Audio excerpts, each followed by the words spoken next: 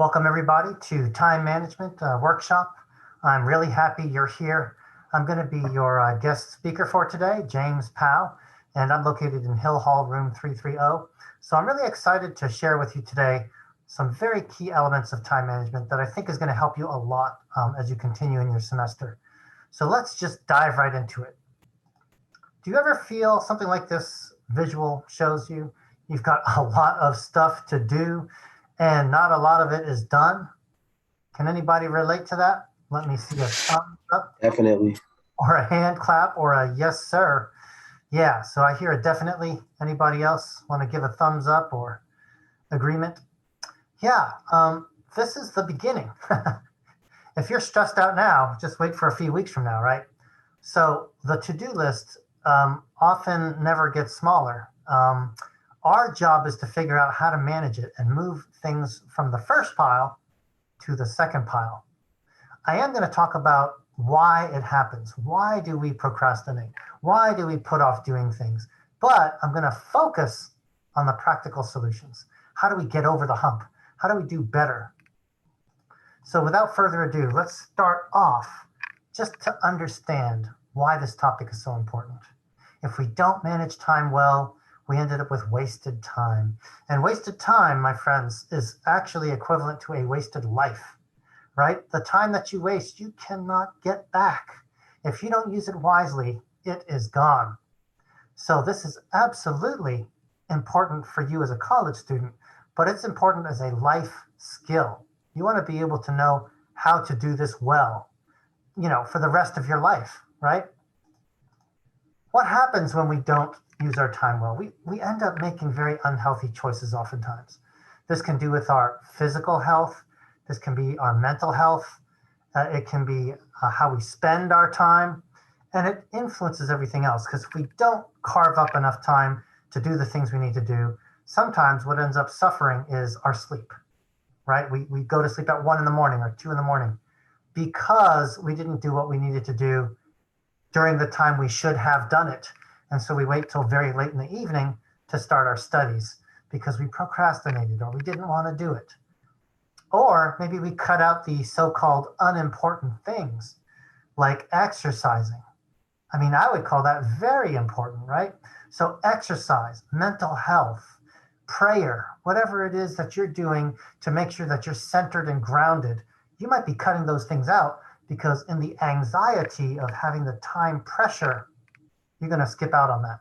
And that is a very dangerous thing to do. Stress and anxiety will get to you, and that will also cause it to manifest in your body. These are not things we want for you, and this is not something that's healthy. It has been said in a recent study that 70% of college students actually have issues with procrastination. All too often we say to ourselves, well, I'll do it later. I got time. It's no problem. Or we just push it off and say, I don't really want to think about it. It's unpleasant to think about, so I just won't do it. So these are the things that can happen if you don't use your time wisely. I'm going to spend just 1 minute talking about why we procrastinate, because it can be instructive to understand the reasoning behind it. And researchers have actually found that the reason why people procrastinate is actually biological. In our brains, we have this emotional hijacking that happens. Our limbic system bypasses our prefrontal cortex. Now, all you biology majors are pretty much in heaven right now, but the 90% of us, including me, who are not biology majors, don't really understand what that means. So in layman's terms, what am I saying? Our anxiety overcomes our reason. Our anxiety overcomes our reason. And when anxiety takes over, when emotions take over, we get feelings like this. We have the dread of doing something, the distaste, the fear of doing something, overcoming us. And a lot of times, our fear of doing a task uses up more time and energy than just doing the task itself, right? Our concern about doing math well and complaining about it and talking to our roommates about how we hate math and complaining to our advisor, all of this stuff and all of this time and all this energy spent complaining and worrying about it is better spent simply diving into problem number one and just giving it a try. I want to remind you, we are here to help. I'm located in Hill Hall. In the first floor of Hill Hall, we actually have an entire center available for tutoring students. And so you all can get tutoring. If you struggle with math, you can easily get math tutoring help either live in person or online through WC Online, through Zoom. You can get the help you need. We are here to assist. So getting the ball rolling is easier than you think. We're here to help you. Now, I want to get into the idea of there being four main killers of time management. And no, this is not Kevin Durant in a black jersey, the Slim Reaper. This is the Grim Reaper, and he's out to get you. How does he get you? I don't think it's ABCs, but I do think it's DEFGs. The first of those is the D. I think he can get you by distracting you. And how does he do that? Well, a lot of times we're distracted by the things around us. Our phone is a huge one because it's so connected to the social network. But even being with other people, right? You've now been in class for a week. But more than that, you've been through rendition and you've met people and you've had fun and you want to get to know these people more. And so the distractions of social life and phone and all of that can get away from your studies. The other thing that can get in the way of effective studying and effective time management is that the things that we need to spend time on are not enjoyable. We don't like writing composition papers. We don't like doing calculus, et cetera, et cetera. The thing that we postpone and that we try to procrastinate on is not enjoyable. Third, we fear failure. At some point in our life, it's been put into our minds that we can't fail, that failing is unacceptable. And because of that, we've developed this fear of not being able to do what we want to do, of not accomplishing what we're supposed to do. And finally, I feel like a lot of times our goals are set so far away that they don't seem relatable. They don't seem able to be complete because they're so far away. So these are the four time management killers. I want to turn it over to you, and I want you to chat, use your chat line in Zoom, and go ahead and tell me, what is your time management killer? I'm going to give you the four again, and you can tell me what you struggle with. Do you struggle the most with distractions? The work or assignment not being enjoyable? Is it a fear of failure? Or is it that your goals just don't seem relevant to right now? Go ahead and complete the chat. Type something in the chat line. Tell me what you think. Yep, I'm seeing several distractions as being the key for you. Again, this is something that you need to work on, that you feel like is relevant to you. Yeah, I'm getting a whole lot of distractions. Now, so let me expound. Let me go a little deeper into distractions, since I see so many of you talking about it. The biggest distraction is our phone. And there are apps out there that can lock up your phone for a certain period of time, 30 minutes, 60 minutes, and keep you not able to access it. So it's done on purpose. It's an app that you put on purpose to prevent you from being sucked into the world of your phone. So I recommend you look into that to help you with distractions. And the second thing I recommend is really scheduling out your day, scheduling out every day and every week so that you don't get caught into spending too much time in distractions because you need to be, for example, at the library at a certain hour, or doing exercises, or running around, or doing your running or doing your walking, or going to the gym or whatever it is at 5 p.m., from 5 to 5:30. That's the way you avoid those little pockets of time that get wasted. All right. I'm going to dive into distractions a little bit more. And the thing that we have with us everywhere we go, which we've already talked about, is indeed our phone. I just have one question. Do you own your phone, or does your phone own you? That's the big question you got to ask. And if the answer is that your phone owns you, now is the time to look into some of those time management apps that I told you about that can lock you out. So it's just a way of self-monitoring and self-censoring, because you just can't leave yourself free and open to distraction. Otherwise, you will be distracted. Now, there are other distractors. There's social life, and I talked a little bit about how being in a new place with new people, you want to make friends, you want to, be around people that are fun to be with or that are similar to you. That's all great. But the key word here is balance. I don't want to say, and I'm not saying that you should simply stop doing these things. That's, of course, not true. But what you do need to do is figure out a way to balance. And you can have a social life, but it needs to be balanced with the time you allocate to studies. One thing that people like to do is postpone. Well, I don't really have to do that homework assignment because we're not really going to have class until Wednesday. I could probably wait till Monday. I might even wait till Tuesday. So that kind of thinking is postponement thinking. And I have to warn you that that type of thinking does make the task anxiety increase. It makes it worse as you go about the day. So I warn you against doing that. Now, some of us have developed good habits over the course of our high school or middle school or whenever we started developing them. And those focused habits are things that help you to start early.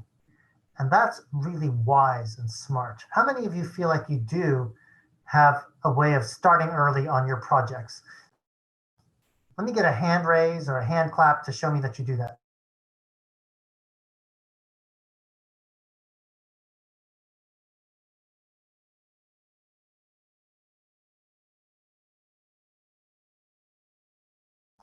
Looks like I didn't get a lot of those. So most of you then feel like you have distracted habits, perhaps?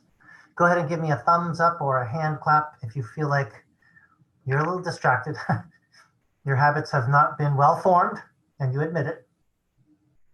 Okay, great. So again, a distracted habit would be you're blocking it from your mind for as long as possible because you're just afraid of getting into it. So I see some honest people giving me the thumbs up. I appreciate it. Good. All right. So I don't want to just talk about problems. That's not what we're about. We are about solutions. We're about making it happen. So what solutions might there be if I'm feeling distracted, even, in the first week of classes? I would argue that the opposite of being distracted is learning to become focused. I'm going to give you 3 practical applications. If you just take one of those 3 home with you today, I will think that your day has been a success. Just one idea at a time. So think about these next 3 and pick one that makes sense to you.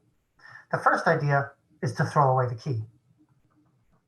And I'll give you an example of that.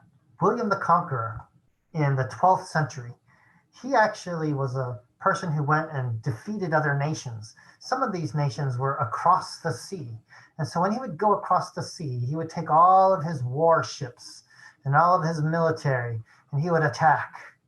But the curious thing is, once they would land on shore, do you know what they did? They burned their ships, their own ships, mind you. Now, can anyone tell me, come off mute and tell me why you think they would burn their own ships? You will get extra credit in my mind. You'll get virtual extra credit if you get the right answer. Go ahead and put it in the chat line or unmute and tell me what you think. I feel like they throw away the key so they keep them from they keep them on the right path so they don't get off track. Yeah. That somewhat makes sense. Yeah, I like that. Yeah, keep them on the right track. Exactly. You pretty much have it. It's basically they are there's no turning back, right? They have to go forward. They cannot get back on their ships and go home.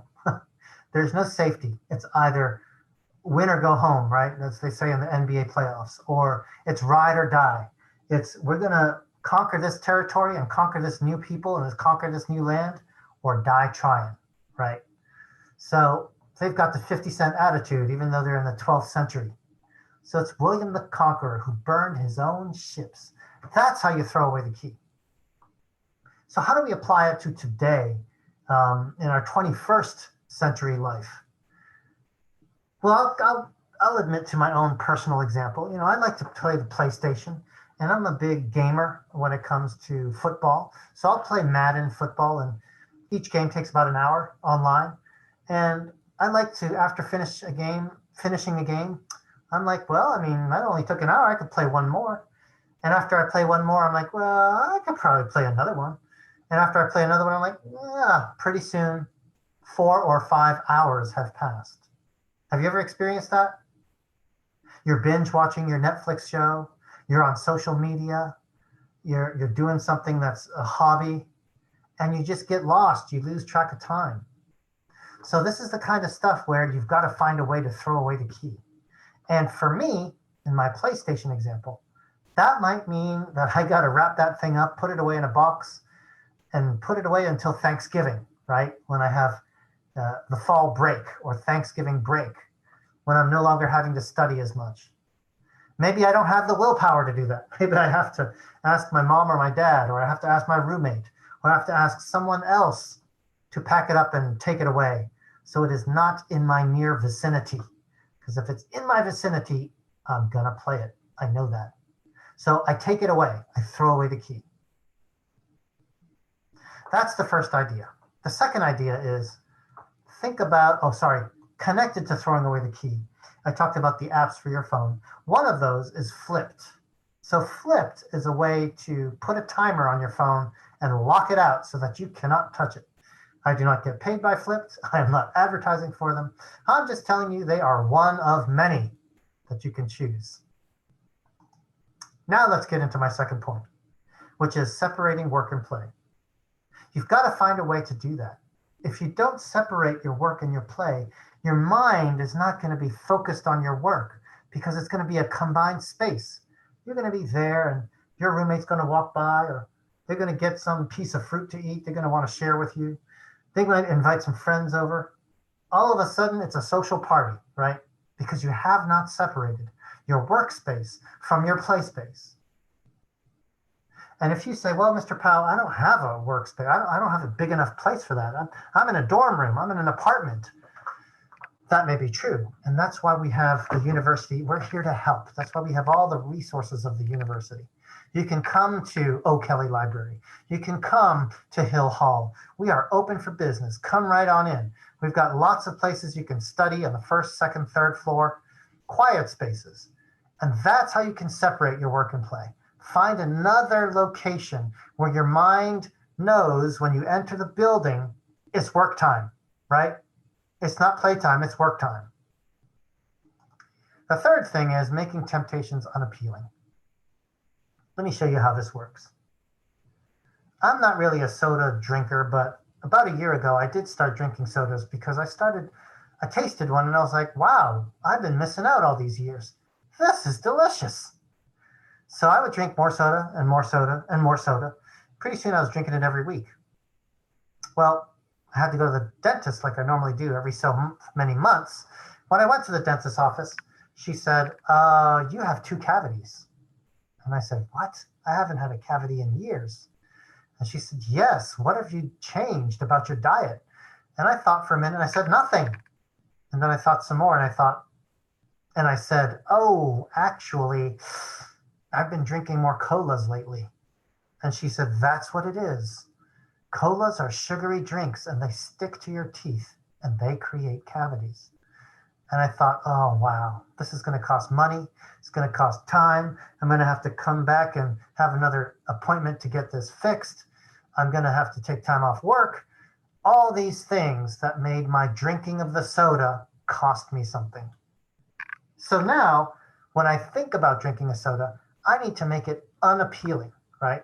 I want to be pushed away from it. I don't want to be attracted by it.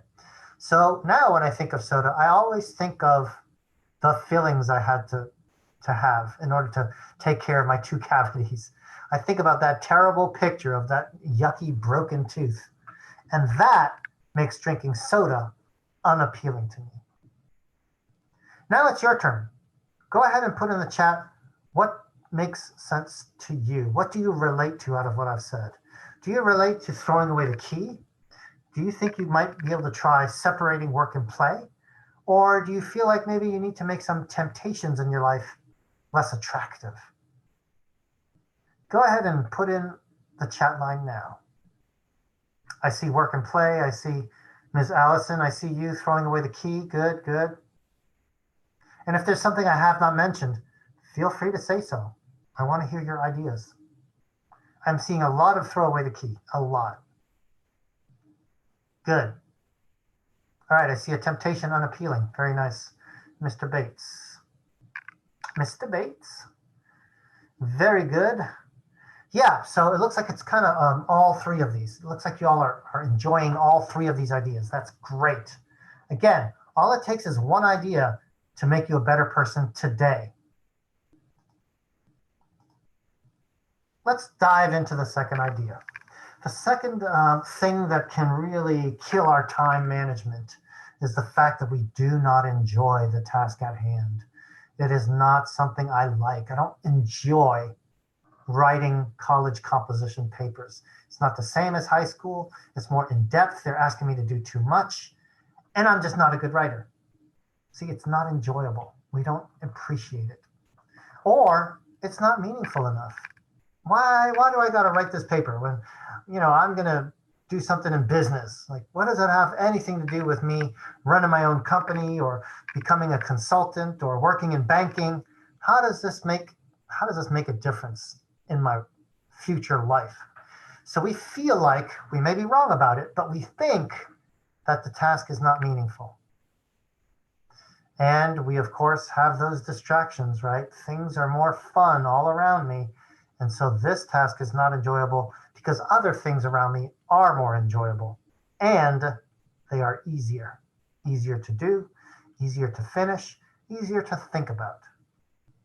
So when we get into that problem of feeling like I don't want to do it, what do we do as a solution?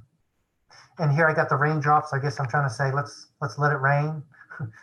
Let's figure out some solutions. What could help us if we're not enjoying the task? I would argue it's time to get smart. And SMART stands for something which I'm going to get into in a moment. But one way to get smart is to get into a routine. Yes, that's right, a routine. When you get into a routine, you don't think so much about, oh, I don't like this. You simply are in a routine. So, for example, if your last class ends at 3 p.m. on a Monday, Wednesday, Friday, you could get into the routine of writing your college paper from 3 to 4 p.m. every Monday, Wednesday, Friday. It's the hardest thing. It's the thing you least enjoy, but you are going to schedule a routine into your week to guarantee it gets done. That's how you apply getting into a routine. How about this as an idea? Find where your high energy moments are in the day. It's kind of like figuring out, are you a morning person, an afternoon person, or an evening person? And it's basically figuring out when your strongest times are, when you're most alert, when you're most awake, when you're most capable of doing difficult things. And then matching those high energy moments with the times you're spending studying and doing difficult work, right? So that's another smart way to approach if you're not enjoying something, is do the hard things when you're strongest. But the third one is to set SMART goals. SMART stands for specific, measurable, achievable, realistic, and timely. When you set smaller, smarter goals, what you're trying to do is not bite off too much, not bite off more than you can chew, as they say. So let's take the midterm paper, for example. The wrong way to approach a SMART goal, the not SMART goal, would be, I'm going to spend the next 5 hours finishing this essay. Well, that's unrealistic. Can you really focus for 5 hours on one thing? And it's not really timely. You don't maybe have 5 hours to allocate to that. And it's not as achievable as you may think, because if you get stuck in a rut and you can't write anymore, you may have to come back to it another day. So it's not realistic in that sense.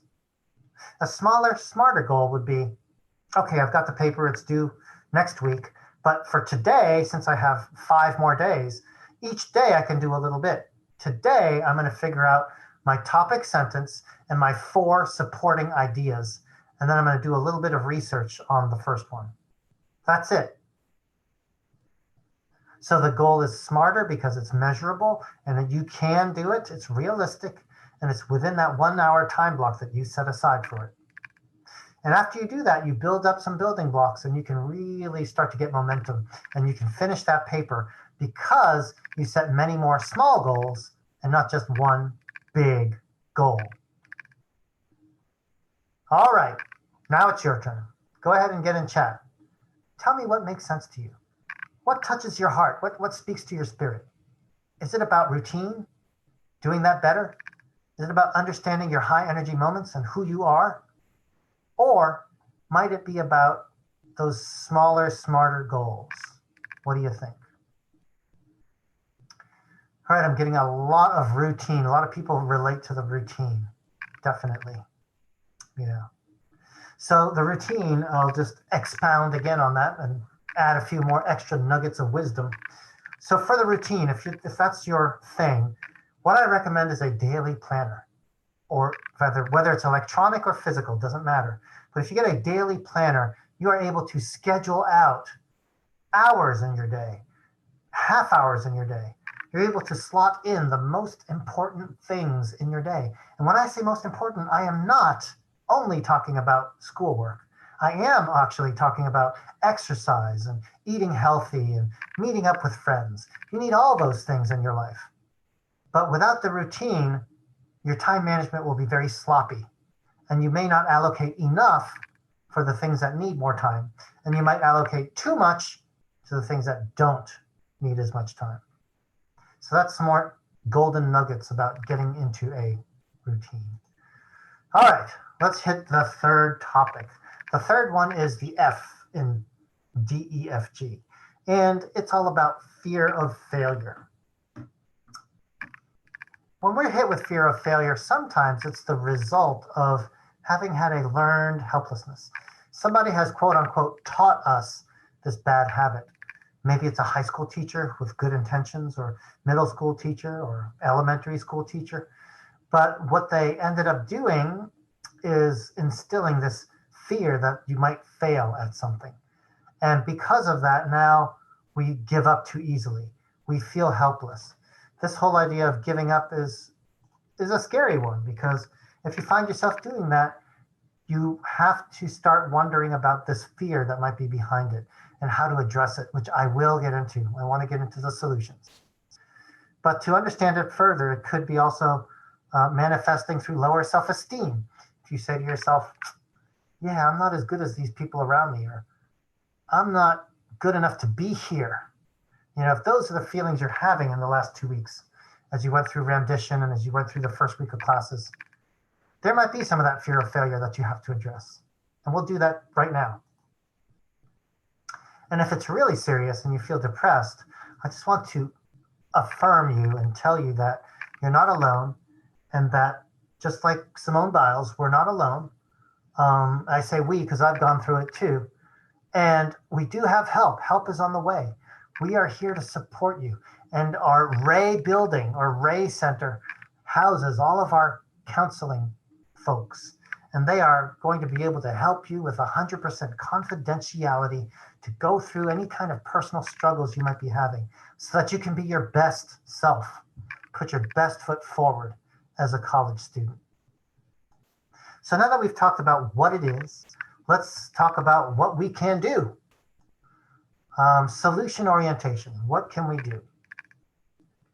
Instead of having this fear of failure, I would like to think that we can impart optimism into our lives.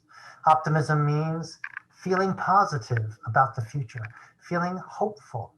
And how do we achieve that? I would argue there are three possible ways, of many, of course. But one way is a success spiral. How do we achieve a success spiral? Success spiral is all about n+1. So you math folks out there, you'll understand what I mean. It's all about taking where you're at, the X, and adding one thing to it. So you're just taking little steps forward.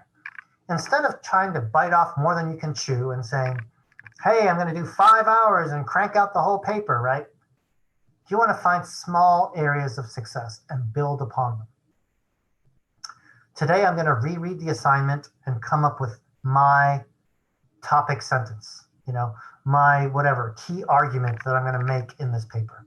That's all I'm going to do in the next half hour. That's what I'm doing, and I'm going to do no more than that. Why? Because I want to have that small check mark.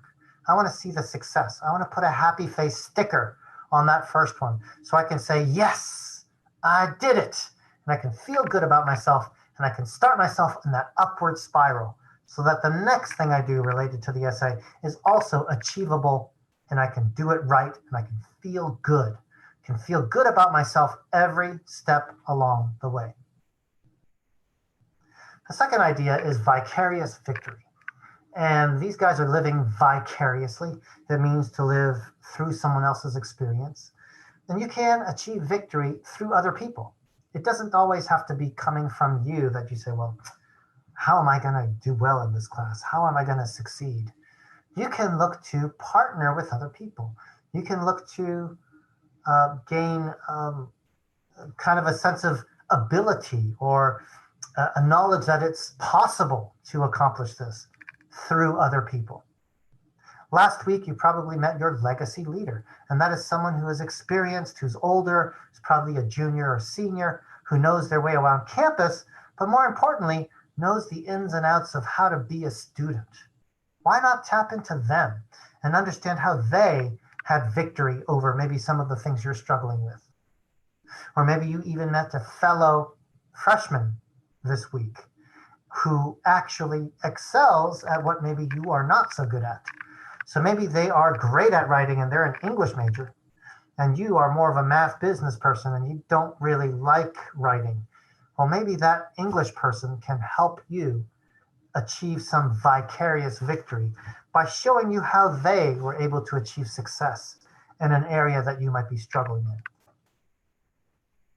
The final concept is this idea of wish fulfillment. And that is where you close your eyes and you think about making a wish. What do I want to have happen? Take, for example, this midterm essay we keep talking about. Maybe I want to score a B plus or higher. That's my wish. So I close my eyes. I envision writing the paper. I envision researching it, being careful, editing it. I envision taking it to the instructor or emailing it or sending it through Canvas. And I imagine them sending me back the score that I get and them saying, great job, B plus or A minus. So I envision all these good things, all these things that I want, that I wish for. Now you open your eyes. And here's where the plus comes in. Now you got to add in the bridging the gap piece of it. You have to humbly assess where you are right now at point A, and then how do you get to your wish fulfillment, which is point B? How do I traverse? How do I cross that bridge? What are the steps it takes to build up that bridge every step along the way so that I can make it to the end of the other side? So it's wish fulfillment combined with bridging the gap. They do this in sports psychology all the time, right? If you're a basketball player, they always talk about, envisioning that the ball goes through the hoop so that you're envisioning, you're wish fulfilling that it's going to score. Or in football, you're wish fulfilling that you catch the ball and break a tackle and score a touchdown. Like these kinds of things are wish fulfillment. And that may be something that can unlock something and break the fear of failure. Well, I've talked a lot. It's time for you to tell me what you think. What do you think might work for you? Is it the success spiral idea? Is it vicarious victory? Or is it wish fulfillment or wish fulfillment? Couldn't get the two W's in there. What do you think makes sense to you? Go ahead and chat line me right now. Tell me what's on your heart. I want to know. All right, Ms. Debates tells me that success spiral is one. Yes. Ms. Neely, I see you. Success spiral. Yep. Ms. Barbie, got you. I hear you. All right, we got a bridging the gap. Good, good, good. A lot of people are saying that success spiral, and that is wonderful. Again, to give you a little bit more detail, since it's coming up in about 80 to 90% of your responses, the whole idea of the success spiral is to feel happy each step of the way. I mean, not gloriously happy, but to feel good about the success that you're having. So that's what it's all about. Make sure you're focusing on that. Make sure your goals are small enough so that you are able to achieve them successfully. Don't give yourself too much to bite off. All right. Make sure it's always something that you can succeed at so that you get a good pace going of success after success. Finally, we're going to talk about the fourth one, which is that the goals sometimes feel far away. That's when you feel like you can't see the forest for the trees. It's just like, I don't understand. How is this possible? Right. And other feelings that we might have is that, well, I don't really feel any immediate pressure about this goal. So clearly I can ignore it. Right. So those are dangerous ways of thinking. Or it feels so abstract to us that it's just out there and I can't relate to it. It's so foggy. It's so far in the future. I'll get to it later. It's no big deal. The other thing is that oftentimes long-term goals just can't compete with the concrete. We're doing the here and now, and that's the only thing I can focus on because goodness knows that's enough for me to think about. So what's the solution when we feel this way? When we feel like I just can't connect? Well, the key is to find purpose. Find purpose in what you do. There are 3 ways I want to talk about this, and hopefully just one of them, if just one of them makes sense to you, I will have achieved my goal, and I think you will be far better off for it. So the first idea is this: connect tasks to goals.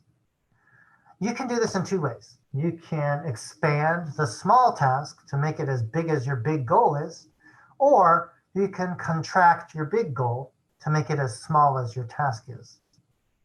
Let me explain. The first one is the expansion. So you take your task and you find out a way to make it relevant to your long-term goal.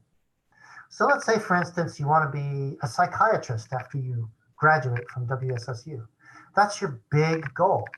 Well, that doesn't relate to, completing this midterm composition paper with a B plus or higher. How do I connect the two? Well, I can make that task relatable because I have to stop and think, what does a psychiatrist do? Yes, he or she meets with patients, but do you know what the psychiatrist has to do every time they finish a meeting? They have to write it up. So they're doing a whole ton of writing. They have to write up what happened during the session, what were the things they talked about, what future direction needs to happen, where they see the patient going. You've got to be a good writer. So this is a way to take that smaller task and say, oh, wait a second. I can see how it relates to the bigger goals I have.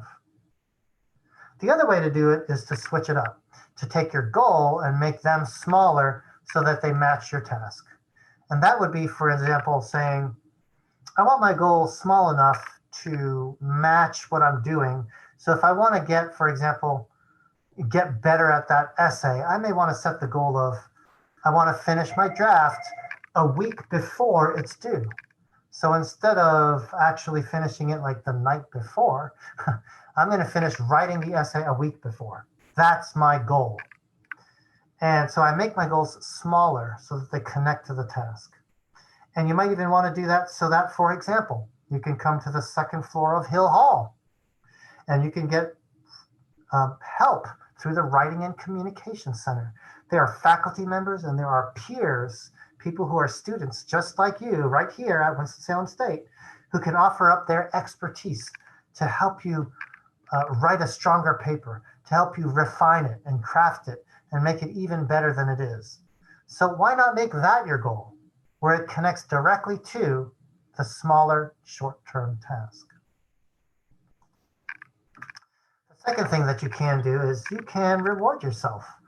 And we've just already talked about sort of the intrinsic, right, inside way of thinking about things, which is the task and goals. Rewarding yourself is like the extrinsic, X meaning outside of. So the extrinsic way of motivating yourself. It means dangling the carrot and saying, hey, here's something yummy, but I can only have it after I've done what I need to do. So it could literally be having a sweet treat, going, getting some donuts or whatever the case may be, something you enjoy. It could be watching a Netflix, show that you love.